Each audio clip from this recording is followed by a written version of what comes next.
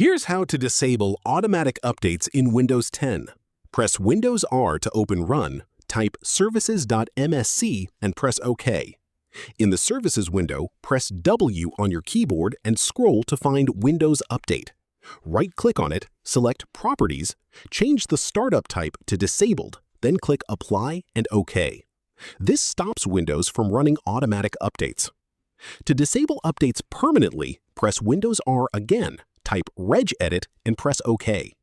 Navigate to HKey Local Machine, then Software, then Policies, then Microsoft, then Windows. Right-click on Windows, select New, then Key, and name it Windows Update. Right-click on Windows Update, select New, then Key, and name it AU. Click on AU, and on the right side, right-click, select New, then DWORD 32-bit value, and name it No Auto Update. Double-click it, set the value to 1, and click OK.